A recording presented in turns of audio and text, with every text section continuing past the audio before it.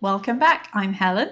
I'm James. And we are global nomads. And in 2024, we sold everything we owned to retire early and travel the world full time.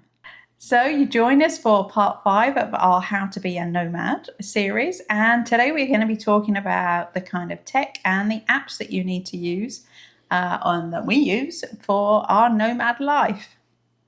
So we're going to split this into 3 categories. The first one is the tech that you need before you embark on your nomad life. The second one is the apps that you need, regardless wherever you are in the world.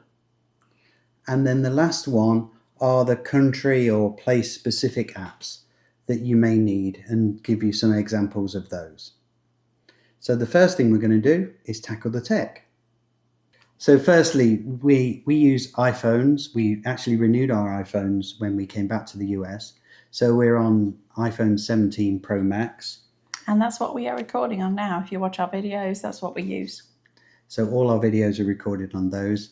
Helen has iPads, has an iPad, had 2 iPads at one point. But one broke, but that's another story. And we both have MacBook Airs, which again, we've just swapped over. But these are the kind of, everyone has a phone, but these are the kind of things that you need to have before you embark on your journey. So the first thing is a Fire Stick. And if you want to watch your TV anywhere... This is the remote for the Fire Stick. This is the remote. This is not the... Yeah, the stick is plugged into here. So I'll perhaps drop some video in of the the Fire Stick. But this is the remote for the Fire Stick. Again, we've just replaced that because that was giving us some problems in Vietnam and Singapore. But our old one was like 3 years old, so... Yeah, the kind of thing you have to change every couple of years. But it enables you to watch a lot of the TV shows that maybe you want to make you feel less homesick, shall we say. Mm-hmm. And we've used it all over the place in hotels all over the world. There is a whole thing you can look at in terms of some hotels block you from using it, but there's a way around it, and you can go online and you can find a video and you can find it and get access to all your TV. So Fire Stick is the first thing. Mm-hmm. The second thing is some form, and we're actually changing these because these are discontinued now, of adapter that allows you to plug your plug-in anywhere in the world. This is a very basic one. But again, these are about 3 years old now. And these are going to get changed out. We're just going to order the new ones from Amazon, but the principle's the same. And if you travel with a hairdryer, you will also need a converter, because your US hairdryer is going to be 110 volts, and pretty much 80% of the rest of the world is between 210 and 240. And actually, when I was in the UK, I bought a UK version of my hairdryer, which a lot of the hotels we stay in have international plugs. But my UK hairdryer is 220 we use in the UK, 220 volt. So I've been able to use that in the rest of the world, no problem, where I wouldn't be able to use my US one without a converter. And you could say, do you even need a hairdryer? Because you probably don't. In most hotels or Airbnbs in this house, there is a hairdryer. But the honest answer is you do carry things with you that make your life more comfortable. It takes effort to look this good. Just kidding. No, you don't need one. No. It's just something I like to use. I've actually got really curly hair. Anyway, you don't need to hear about my hair problems, but I've got curly hair, so I need a hairdryer that I'm used to. The next piece of tech that you need is some kind of power bank, so that when you're on the road, because so much of your life is going to be based around your phone, that you have some way of charging it up again. This is a Anker Magsafe Powerbank. This is the Nano. It is 10,000 milliamps, which for most airlines now is the maximum that you can take. So you need to be aware that you don't buy one that's any bigger, because a lot of airlines are now restricting on how big a bank you can take with you, and you need to have them out on your tray table and not in the overhead locker or your bag while you're actually flying as well. They need to be in plain sight. Asia predominantly is doing this, but more and more airlines are following suit. And the other thing I would say is buy a decent one. There's lots of examples of these catching fire, and whilst I'm not saying any particular brand is any better than any other, when you've got things like that can catch fire and burn things down, buy a decent one. Yeah. And if it's damaged, then don't use it. don't use it. We actually replaced our old one because we dropped it. Yeah. And this is a bit thinner and lighter too. So this is the kind of tech that we would replace on a regular basis, just because we don't want to be the person that sets the plane on fire. So, especially in Emirates first class. Of course. And the last piece of tech that we feel is quite important, and again, this is going to get changed, is some kind of power adapter, power extension cord that's going to go in the wall. So you plug this in here, and then this allows you, gives you 6 feet of space that you can plug your cords in.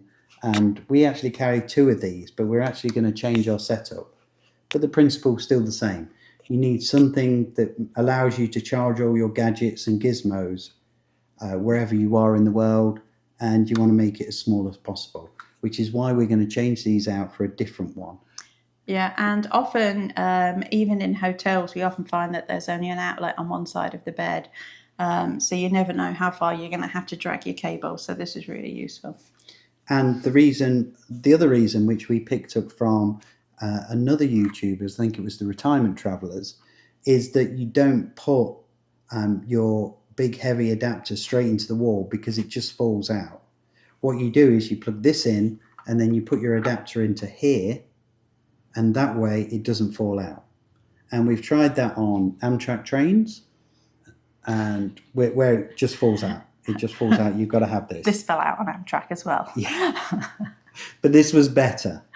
Amtrak does also do bedrooms which are quite significantly larger. Ooh, there goes my charger. So having something like this is essential to go on your journey. And then obviously I'm not going to sit here and go through all the cords because I don't know what devices everyone has. But then having some kind of power charger and all the cords to be able to charge everything. Long cord, short cords, everything in between cords. Yes. USB-A, USB-C, all of it. I think the longest one we've got is 10 feet. Yeah, and the shortest is about 4 feet. We do carry a few other bits of tech, but they're really appropriate to us. So like we have microphones, and I'm also into photography. So I also have a DSLR, although I now have scaled that back even further as well. I was carrying 2 lenses with it, and I'm actually just going to take one now. I found I was only using one, and it's big and it's heavy and it's a pain, but I do like photography, so there's that. The other piece of tech that we carry specifically is SSDs, and we've got a whole host of them here. These are Sandisk 2 terabyte, and we've not had one fail on us yet. Now you've jinxed it. Yeah, touch wood. But we use these to store all our information in. We've got various versions of this. We've got bigger ones, smaller ones. And they're super small, as you can see, like the size of a credit card. Yeah, a bit thicker than a credit card. And then we have this little carrier that we use to keep them in. And that's where all our information is kept, and doing stuff on YouTube and things like that. And my photos. And your photos. But that's more specific to us. But obviously we want to keep everything safe and everything backed up, like medical records as well as photos and things like that, without lugging around big boxes of everything. We just don't have the room for that. So that is all of the tech that we need to power our nomad life. The next thing that we look at is all of the apps that you need to be able to be a nomad. So the first thing we're going to look at is the ones that are general. Everyone needs them. The first one you need is a VPN. If you don't know what a VPN is, it's a virtual private network. You can get them very inexpensively, and they normally cover multiple devices. So we currently have VPNs set on Helen's iPad, both laptops, both iPhones, and the Firestick. So I think that's 5 or 6 devices that we have, and we have one NordVPN account which covers all of those devices. But what does a VPN do? So a VPN basically convinces the network that you're using that instead of being in the country you're in, so let's say We've just come back from Vietnam. Instead of being in Vietnam, we're actually in the United States, which is where we normally set our VPN, so it's always US based.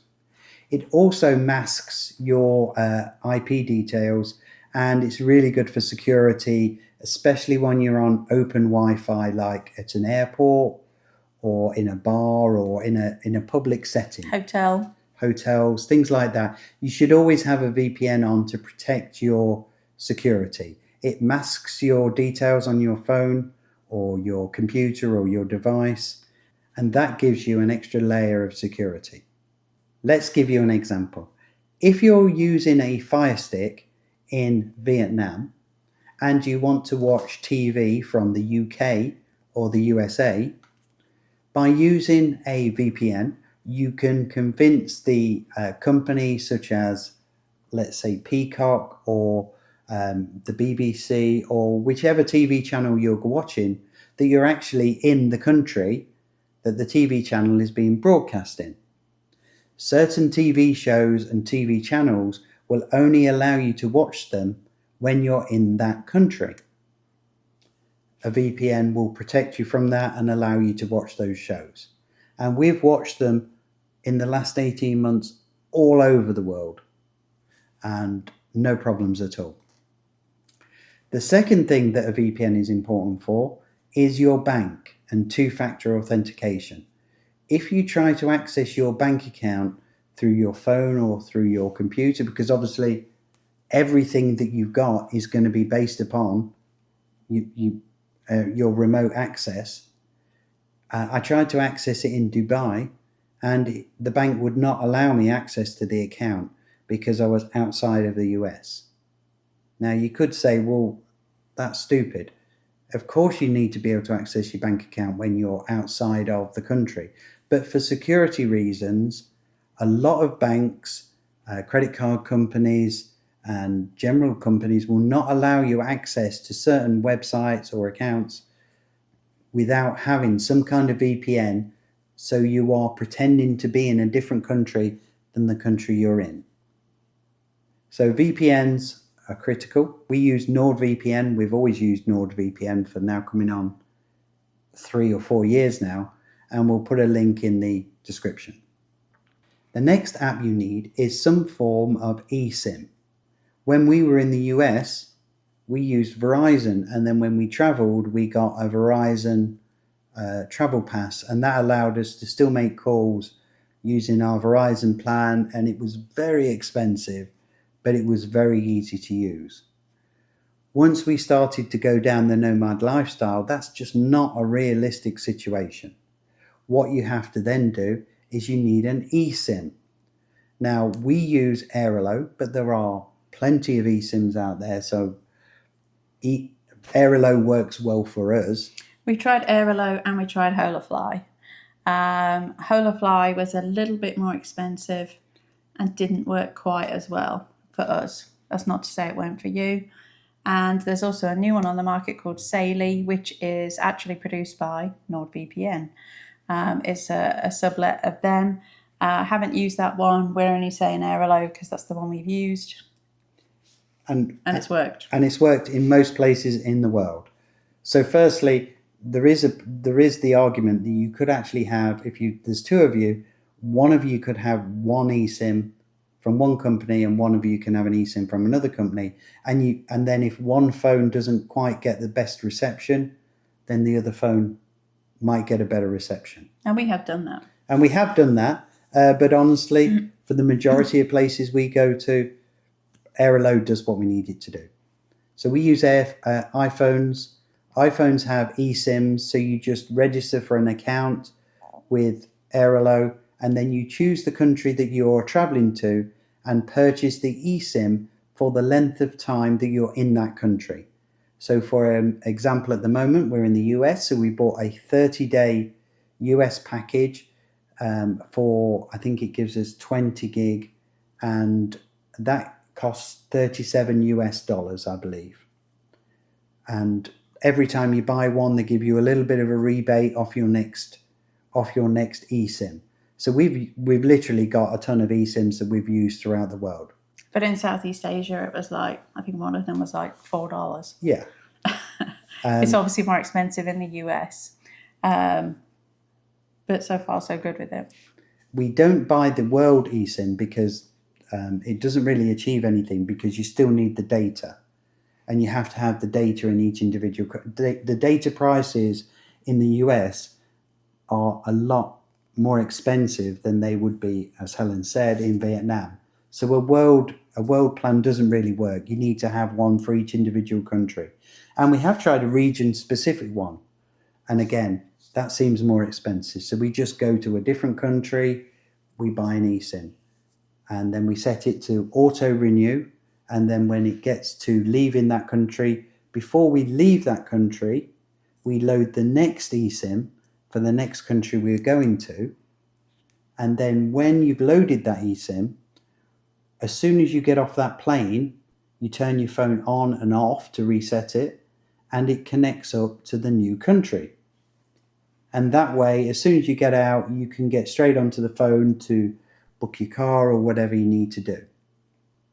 Now, the difference between your home plan of Verizon or whoever you use is that Verizon provide the data and the call plan, as well as they hold your phone number.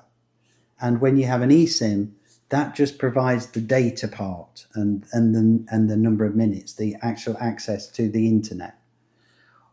But you need your phone number. Without a phone number, then the phone's not much good. And for that reason, we use Google Voice. And we actually ported our number from Verizon over to Google Voice. Google Voice hold the phone number. We pay them money to hold that phone number. And that is loaded onto our phone. And then Airalo provides the access to that phone. So all of those three things will be loaded onto your phone. You'll have the VPN, so you can access things. You will have Google Voice, so you've got a ported phone number in whichever country you're from. And then you will have the eSIM, which will allow you access to the internet. So the next app you're going to need to use is WhatsApp. If you're like me and a dinosaur and hadn't used that before, I do now have it on my phone, and I use it regularly. Particularly in places like Southeast Asia, WhatsApp is very widely used. Middle East is the same, and it's their preferred method of communication as opposed to texting. I don't think hardly anybody texts from memory. Everyone uses WhatsApp. And so it's a really important app to have to get in touch with hotels, tour guides, anybody else you might come into contact with, a driver. So make sure you've downloaded WhatsApp and are familiar with how to use it. The other thing about WhatsApp is it helps you with the communication barrier. So in certain parts of the world, maybe English is not spoken as freely as other languages. And when you communicate through WhatsApp, it's easy for the person who's receiving it to be able to translate that and communicate back in a language that makes it, everyone knows what they're doing and it's very clear. WhatsApp's very good for that. The other thing that you need is some form of translation app. Now, we have got EarPods and we haven't tried them yet, and we do understand that they do have a translation feature. We've just got new ones. We've replaced most of our tech on this trip. You've got new ones. I haven't got new ones. No, for the first time. But on your phone, having Google Translate or some form of translation app on your phone is essential. Depending on the place you go, it's very easy to put in there exactly what you're asking for, translate it into the language, and then show that to the person, whether it's directions, whether it's perhaps some food on a menu, whether it's where the toilet is, whether it's can you tell me where to go to for directions to go to the nearest car park. Whatever it is, Google Translate is your friend. And if for certain countries, the app is preloaded, but for certain countries, you have to download it before you can actually do the translation. So let's say you're in Vietnam. Before you go to Vietnam, go to Google Translate and download the Vietnamese translation, and then that will stay on your phone. You can go and do whatever you need to do, translate it when you need to, and we haven't used it a lot, but when we've used it, it's been essential. Really useful. And kind of annexed to that would be Google Lens. So Google Lens will also translate for you. So if you're looking at a menu, for example, and it's written in whatever native language is as to what country you're in, you can use Google Lens, take a photo, and it will translate it for you. So another useful app to have. And that's also things like signs on doors. There is a thing going around, I think it is in Japan at the moment, where they have a sign in Japanese. And they're basically saying, if you can read this sign, then come in and eat. And if you can't read this sign, then they want to discourage tourists. You can translate any of those signs and anywhere in the world, and then you know what you're doing. It makes life very easy. The next apps you need are rideshare apps. So in America, you're going to use Uber and Lyft. And in most of Southeast Asia and some other parts of the world, you're going to use Grab. Now, I was just going to say, in Europe it's Bolt, and in the Middle East they have Careem. Yeah, and they all serve the same purpose. They can all be researched. You can download which is the most popular one. Some places will take two different ones, so you can have different ones on your phone. But they make hailing a cab or whatever so much easier. You get a fixed price, you put in the exact place you want to go, and you know where you're going, and you have some kind of protection to make sure that the driver is going to get you to where you need to go. That is so much easier than going to a taxi. If anyone's watched The Amazing Race, then you know how that goes. You can just put the details in, you end up at the place you need to go to, and the cost is reasonable. And you can tip the driver, and it all goes on your credit card, and you get credit card points. Yeah, so you negate the need to have to carry cash as well. So the last thing you look at is country-specific apps. And we have just come from Thailand. And one of the apps there, nobody uses WhatsApp in Thailand. Across Southeast Asia, everyone uses WhatsApp except in Thailand. And they use a version called Line. And Line is just specific to Thailand. It's just the same as WhatsApp. It's just a bit more complicated to be able to access and connect with people and communicate. But the principle is the same. And wherever you go in the world, there are going to be apps for ride hailing, apps for communication. All of these, they're going to be slightly different. But the majority of the apps we've already talked about, you just need to research the country you're going to and any apps that are specific, such as Line, to the country you're visiting. And added on to that, the rideshare apps, typically in every country, also include food delivery and grocery delivery. So Grab, for example, there's Grab Eats and Grab Grocery. We actually used both when we were in. And Grab Shopping. Yeah, there's all sorts of things you can use them for. But if you've got the Grab app, all of those things are in there. So that's another way that you can use them as well. And then the final part is any apps that are related to transportation in the country you're going to. So if you're on a cruise ship, make sure you download before you get on the cruise ship app that relates to the booking. If you're traveling by train in Southeast Asia, then make sure you understand the apps that you need to be able to book and change those times. Airlines. I could tell you a million times how many times Vietnamese Airlines has changed our booking without even notifying us. And there can be some stories on that. So if you're using a service, make sure you turn notifications on and make sure you download the app that is relevant to the transportation that you're using. And linked to that, if you are using a boarding pass for an airline with the app, then make sure to take a screenshot of that boarding pass. It's just a lot easier to pull up a picture on your pictures file than it is to go into the app, find where your boarding pass is and all of that stuff. And typically, if I'm in a wheelchair, for example, to get on the plane, then you've got both pictures saved on your phone and you can just zap both of them. I know a lot of people will recommend that you should have a printed copy too. Honestly, we have never done that. No. Because we got the battery pack if the phone did die. I did hear a story someone was telling about that their phone decided to do an update literally as they were about to board. But typically both of us have got the picture of their boarding pass.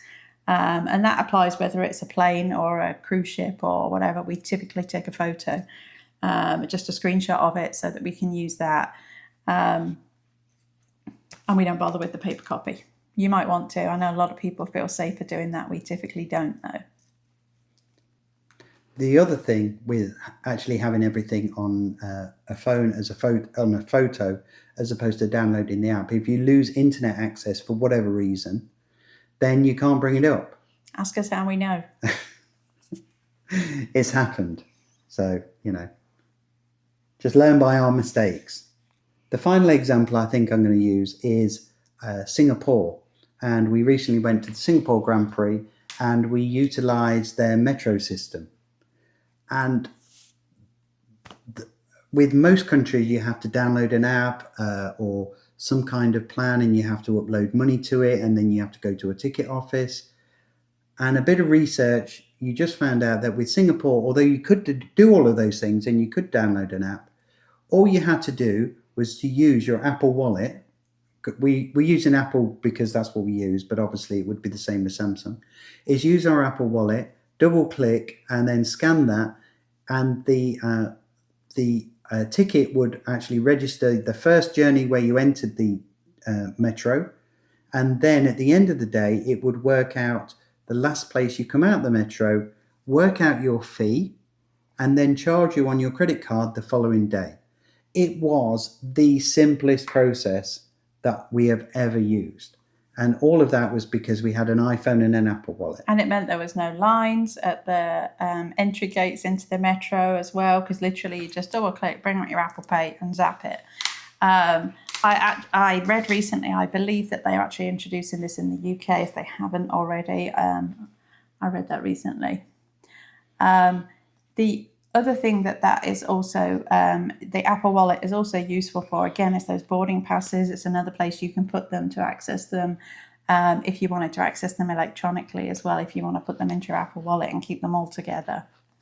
And if you don't know much about Apple Wallet will store your credit cards on there. So if something happens with your credit card, it will still stay on your Apple Wallet, and it will have an encrypted credit card number, which is slightly different to your actual credit card. If your credit card is then lost, then Chase, which is the bank we use, can download a new credit card to your Apple Wallet, and you're ready to go. So you haven't got a physical card because it's been sent to another country, but you can still use the Apple Wallet. And if you forget your wallet, everything is on your phone. Just don't lose your phone.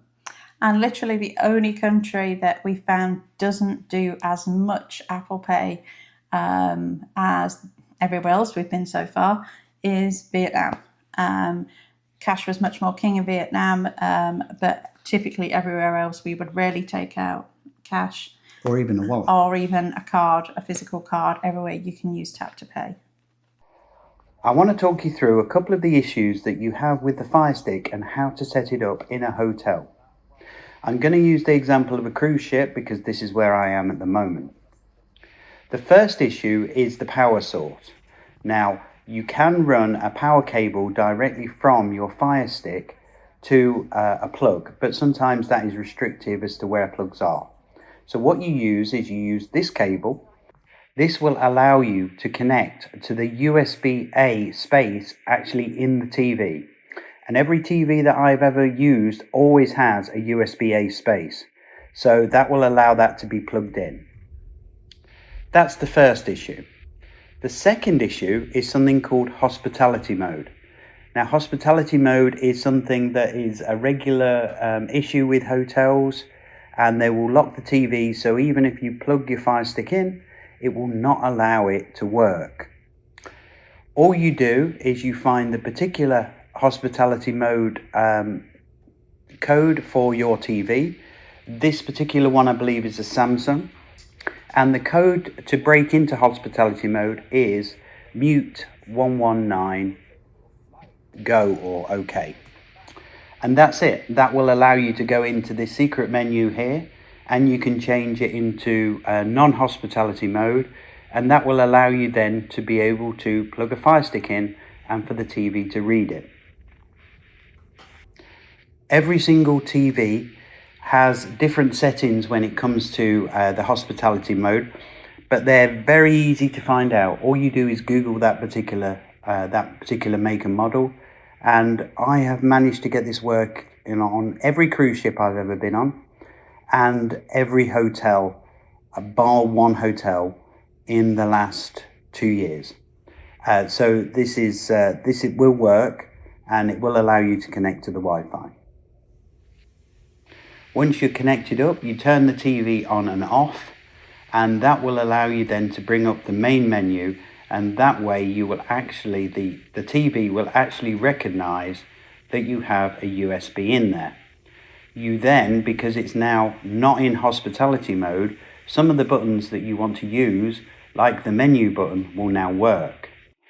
In this example, but as I say, each TV is different, but in this example, then you would go down to the system, and then across from system, and you keep going all the way to the bottom, and you'll see there that it comes up HDMI Anytime Plus. Again, the name is going to be slightly different. You click on that, and you will then see device search. It will then search, because obviously the Fire Stick is now plugged in, and there you go, Fire TV Stick. You confirm that, and there you go. You can see in the background that the regular page from the Fire Stick TV has come up. So now that you can see the Fire Stick TV screen on the back page, the next thing you need to do is to connect your device to the internet. If you go all the way along on that bar to the far right, you see the person, and that's the settings. Arrow down once and you can see network. You can click on that network, and then in this example you can see that I've got Symphony of the Seas Wi-Fi network chosen. You then select the 3 boxes on the right with the plus sign. You can access it through the settings or on the top right, and you choose applications. You go to Silk browser, then you go to the bottom and choose advanced settings. You then go to About Silk and open source licensing. That will bring up the Amazon Silk page. You then use the 3 lines on the remote to create a cursor, and you would click in there and do HTTP and then the standard ://1.1.1.1. As you can see, it's remembered it, and that will bring you to the access of the internet screen, which you then put the details in, and then you have TV wherever you are in the world on your hotel screen or on your cruise ship. Remember, you may have to use your VPN to be able to do this, but again, that's a very simple process. The next thing I want to talk to you about is Airalo. You download the app and you go to the store. You enter the country. In this example, I'm going to our next stop, which is Argentina. You select that, and then you can see all of the data packages available. We are going to go with a 10 gig for 30 days. And then you scroll down and then you choose how you want to pay it. Obviously, you choose the card. You have some air money available that you can use. From each time you buy a card, you get a little bit of a rebate. And that installs that actually downloads the eSIM to your actual phone. You then need to install it, and this is where people make mistakes. Follow the install, start installation, go to activate, and this can be done from any country you're in. So this should be done on the country before you get to wherever you're going to go to. So therefore you choose activate eSIM, and it now says travel eSIM is set up and ready to go. That's great. You next go to your settings, and then from settings you go to cellular, and you will see your eSIMs there.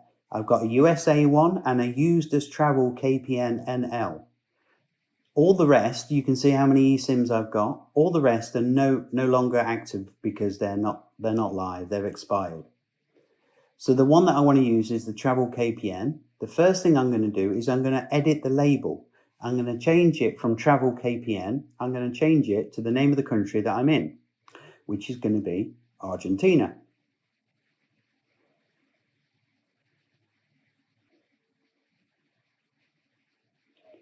You will now see that I have two eSIMs, one for the USA and one for Argentina, and the Argentina one is off. When I get to the country that I want to go to, I will then turn on the Argentina eSIM. I will allow Wi-Fi calling on this iPhone. I will allow data roaming.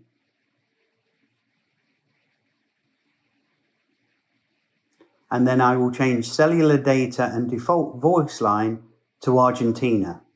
And I would then turn USA off. So you can have actually two eSIMs running at the same time, but you would just swap between which country you're in. And again, you would set all of this up, and then this final stage of actually activating, choosing the country that you're in on cellular data and default voice line and on, you only do that when you actually get to off your plane or off your cruise ship. So that's the end of part 5. We hope you've enjoyed our video about all of the tech and all of the apps you need to be a nomad. Please like, subscribe and hit that notification bell. Our next video that will be coming up will be about credit card points. Drop us a comment as well if there's any other apps that you use that you think we might have missed. They're really the main ones we use. But if you think of anything else or you've got any questions, drop us a note in the comments. And we will do another video when we have updated our tech and to show you what changes we've made. But for now, that's the tech we need. Thanks for watching. Remember, you're here for a good time, not for a long time. We'll see you in the next video.